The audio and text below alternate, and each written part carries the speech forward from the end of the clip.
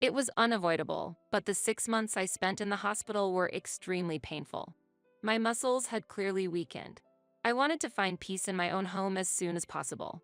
However, when Chris and I returned home, we were greeted by a mountain of our mother-in-law Sharon and sister-in-law Dolly's belongings.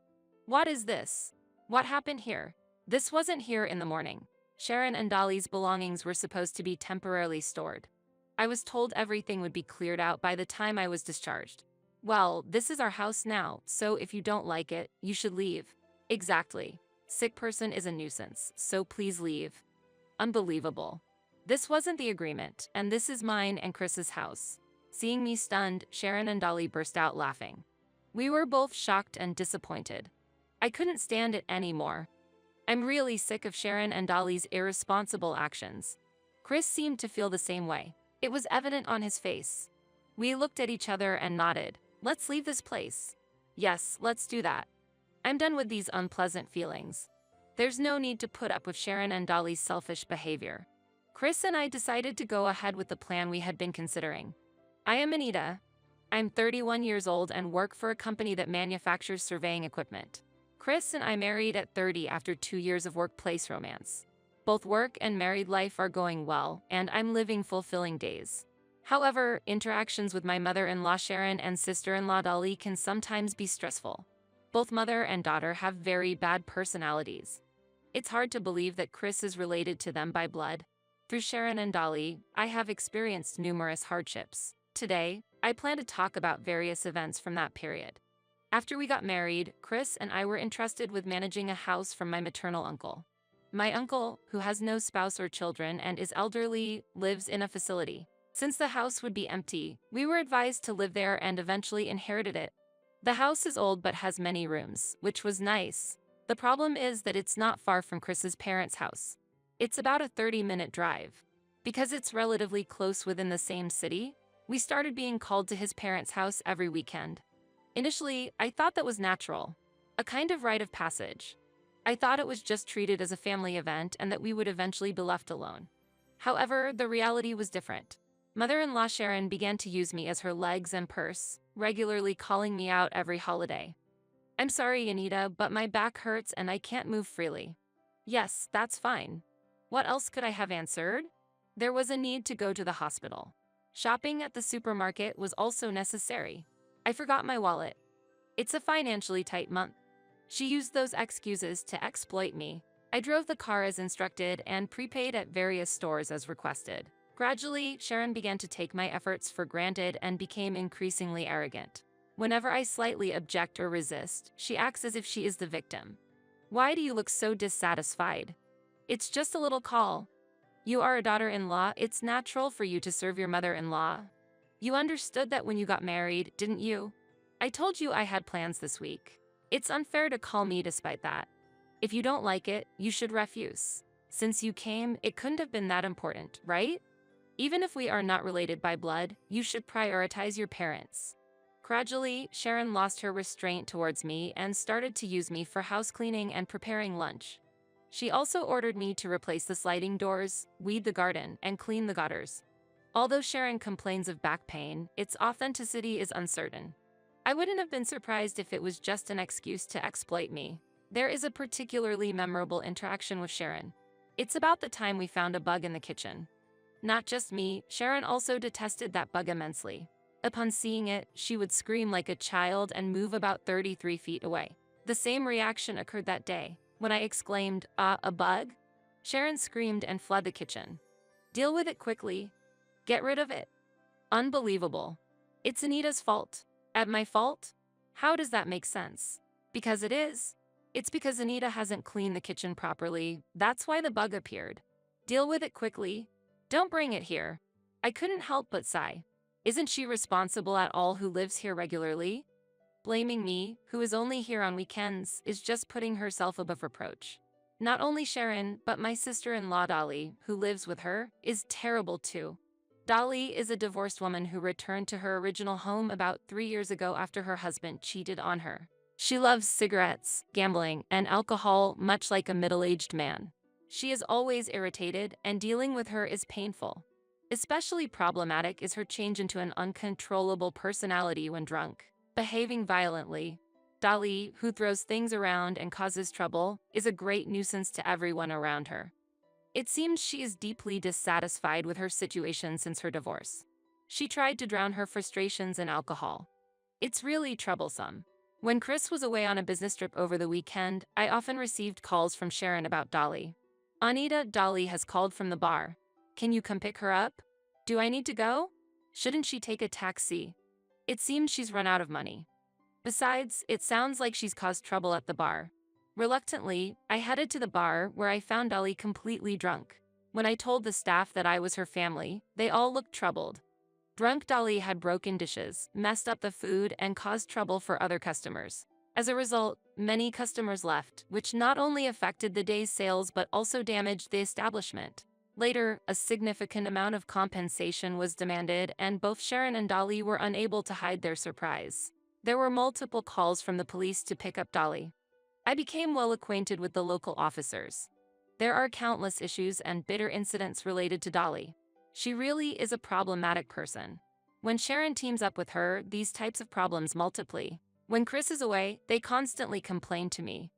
Perhaps due to the familiarity of our relationship, their intrusive nature began to show more and more. Even in close relationships, etiquette is required, but Sharon and Dolly seem to care little about this.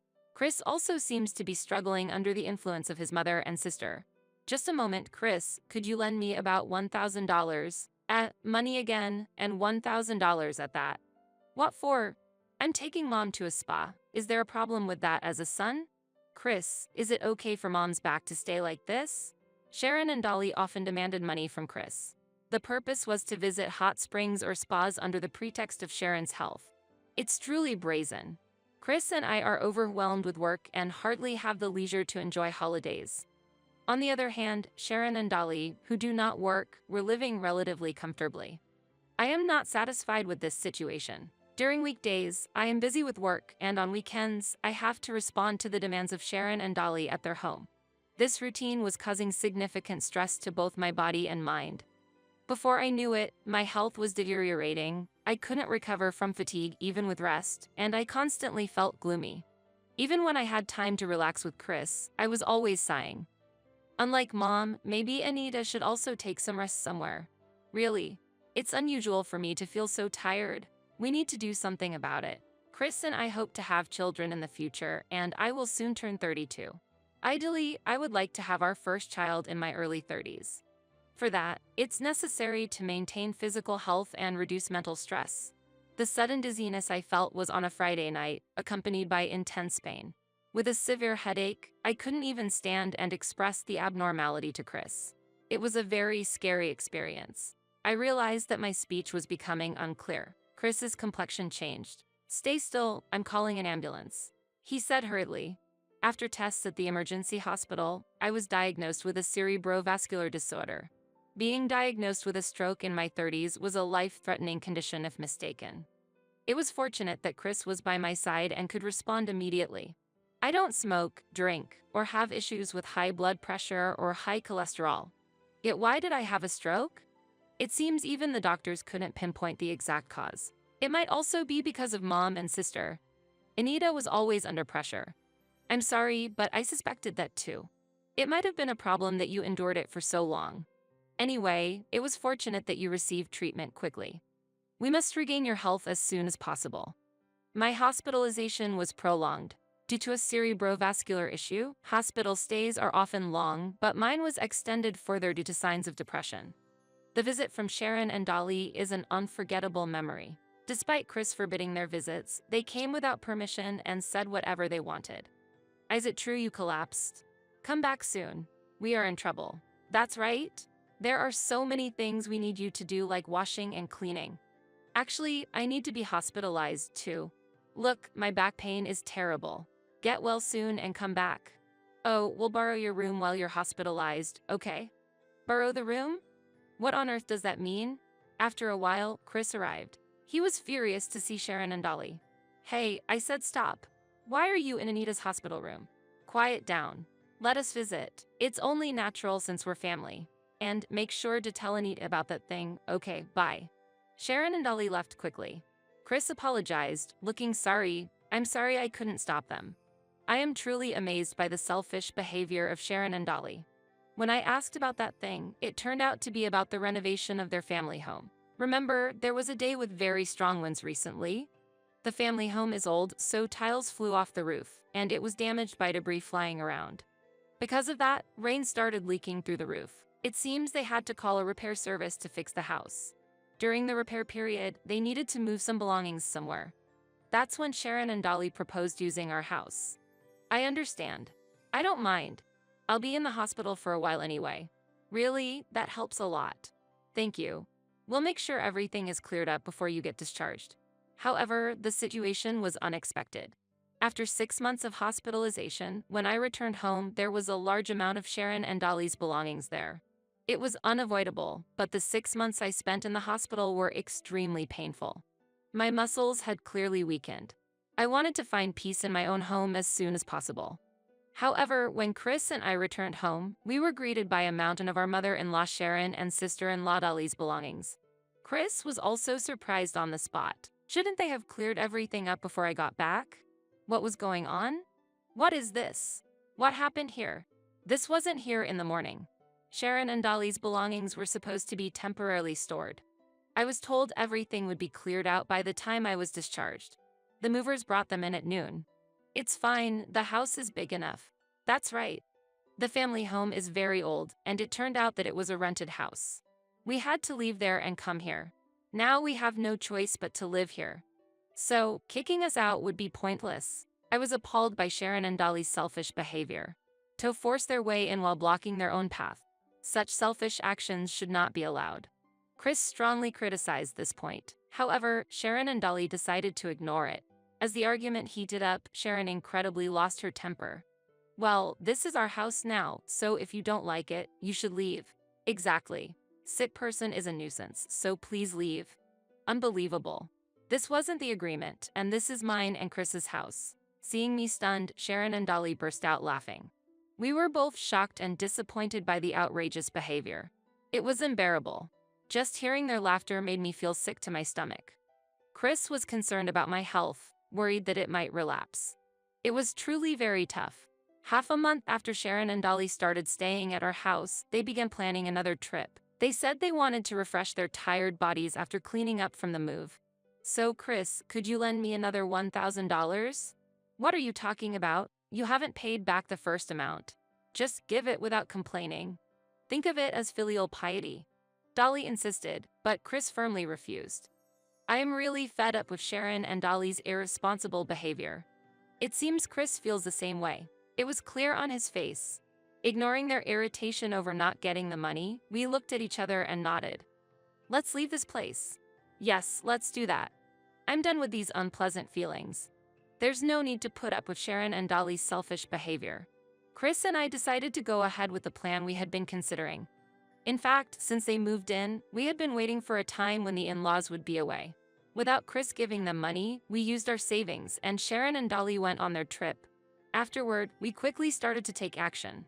We organized the belongings, instructed the movers, and then contacted a real estate agent to decide to part with our beloved home.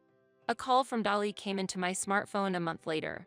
She was clearly upset, and Sharon's yelling could be heard in the background.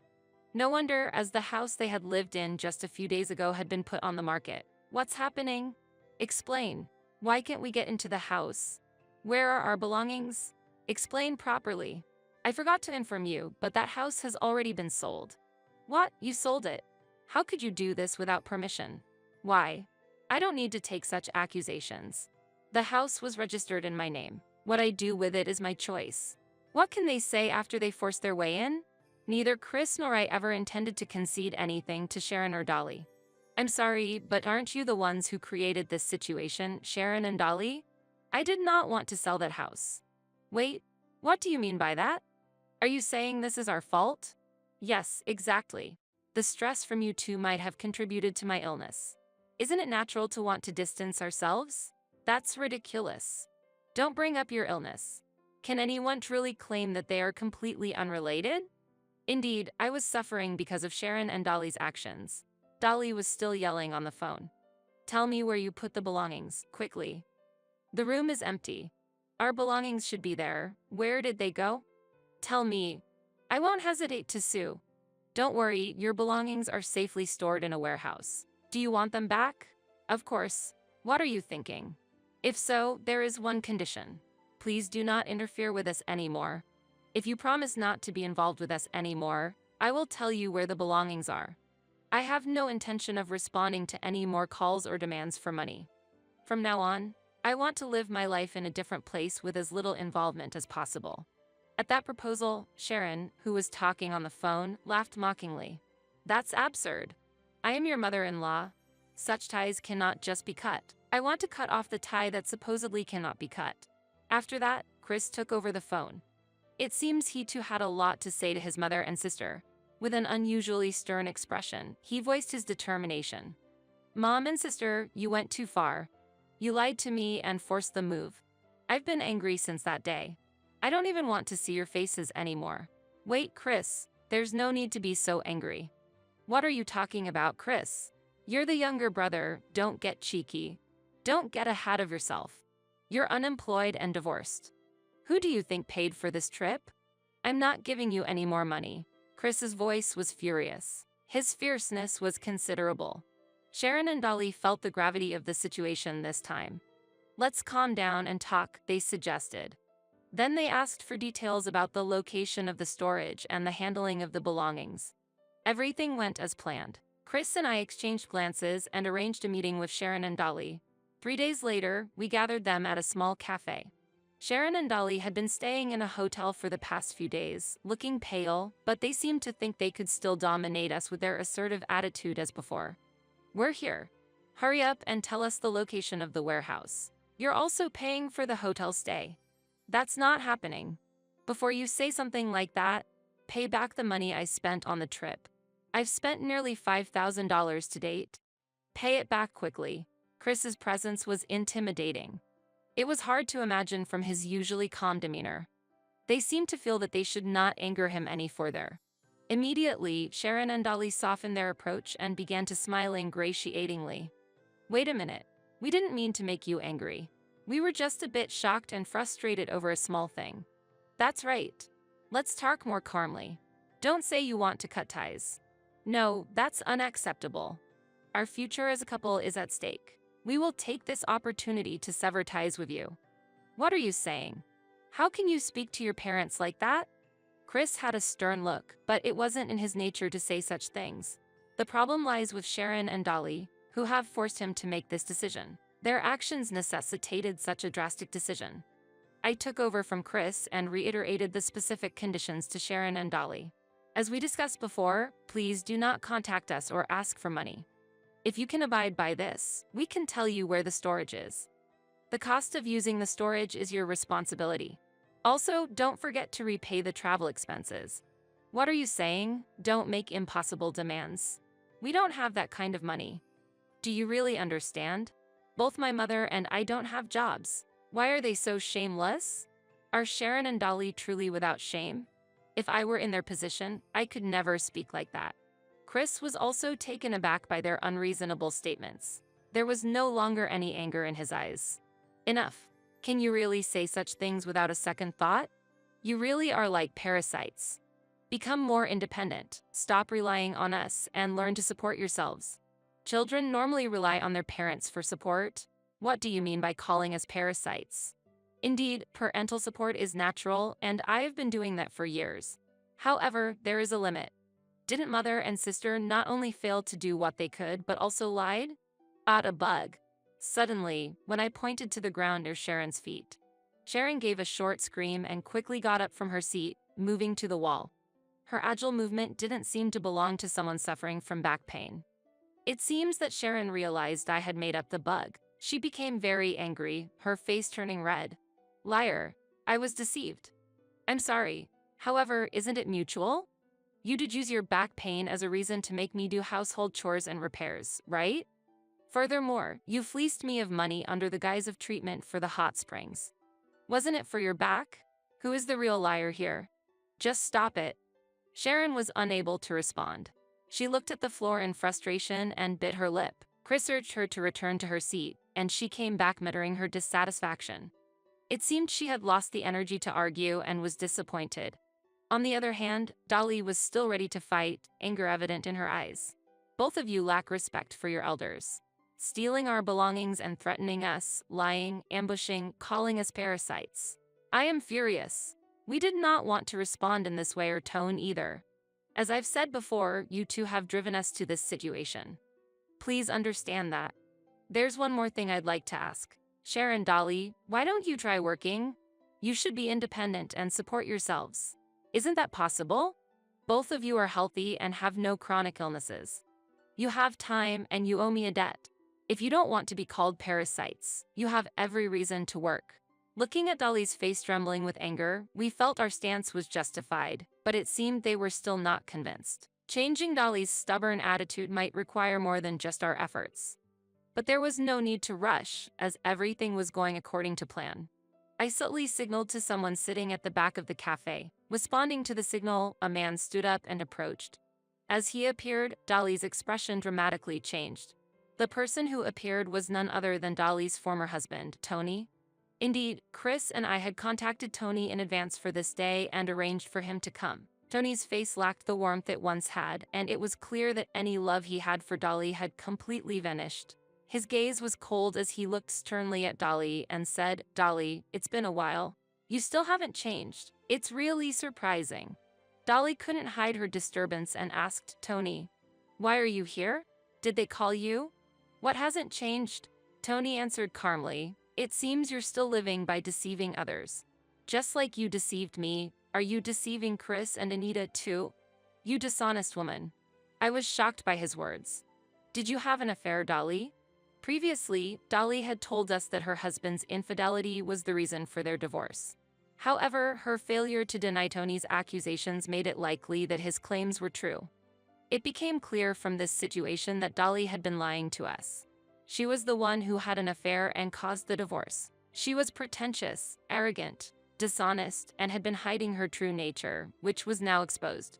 My dislike for Dolly deepened in my heart, and I was aware of how much my feelings towards her had intensified. If you had returned to your hometown and kept quiet, I wouldn't have said anything. But Dolly, it seems you're causing trouble here too.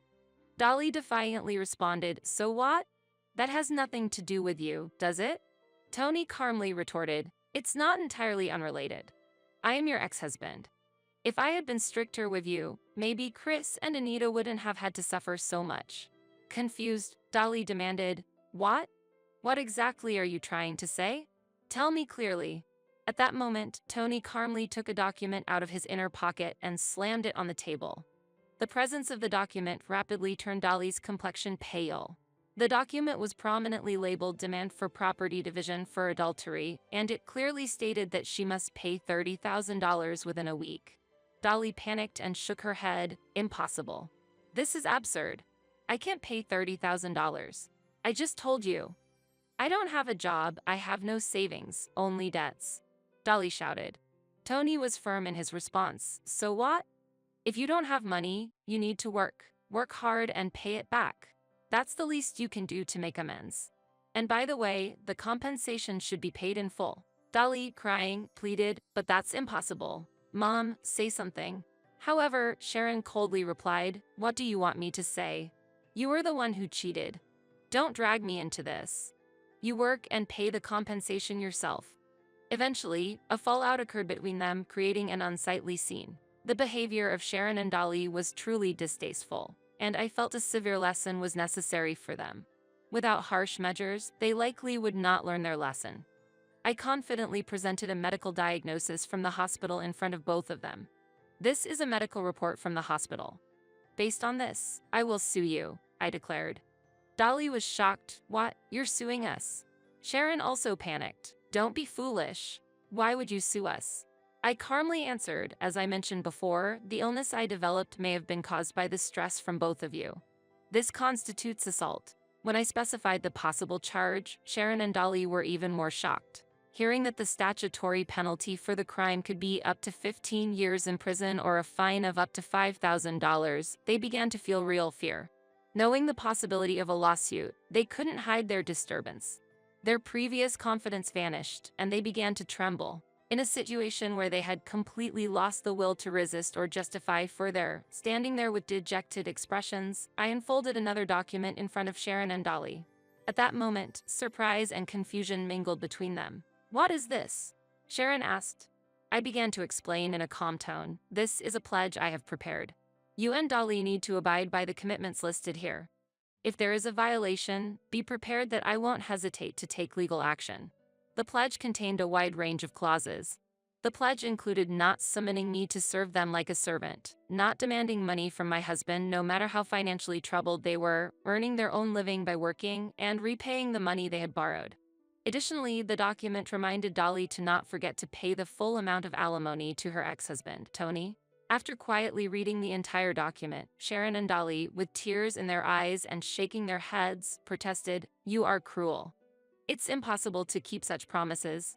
Paying the alimony in full is impossible. I would have to take on more debt. It doesn't matter if you have to go into debt. Then, working diligently to pay it back is the minimum obligation required of you. You have been playing around for too long. Why not think about working seriously from now on?" Sharon and Dolly gave up all resistance to our stern words and could only hang their heads in defeat. Seeing them like this, I finally felt a sense of relief. Later, it seemed Sharon and Dolly took various jobs. They registered with an agency that introduces temporary work, such as building cleaning staff, construction site guides, and logistics center workers. They might be unable to secure regular jobs because they cannot pass interviews. Especially since Sharon is 65 years old, which is understandably a factor. Dolly also appears to be a difficult woman to manage, which is why many companies might hesitate to hire them.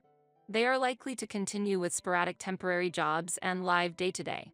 Sharon and Dolly paid off their debts and the money they had borrowed, including alimony, by taking loans. But since these loans came from loan sharks, a delay in payments could lead to serious issues. Their desperate work situation is understandable. Once, I saw Dolly working in the city. She was struggling to make ends meet. She was dressed in a uniform, wearing a helmet, and was directing traffic at a construction site. When our eyes met, she turned away in embarrassment. She should have been more assertive, but she behaved oddly. I also saw Sharon doing a part-time job stocking shelves in a supermarket. She was clearly being scolded by a younger colleague and looked very displeased. Given their coy character, it is likely that they will face problems eventually. They might struggle with workplace relationships, be forced to quit their jobs, and end up searching for new employment. I hope that Sharon and Dolly will regret their actions as they move from job to job. That is what I expect from them now. Since then, Chris and I have continued to live a simple yet happy life. We are no longer troubled by Sharon or Dolly, and we have regained our physical and mental health. As a result, we were eventually blessed with our long-awaited first child. Currently, I am on maternity leave, spending peaceful days with my baby in my belly. The baby is a girl. My goal is to raise her to be a fully fledged woman. In the process, there will be opportunities to talk about Sharon and Dolly. This is to teach her not to become like them. There have been tough times, but from now on, I plan to spend happy days with Chris and our child,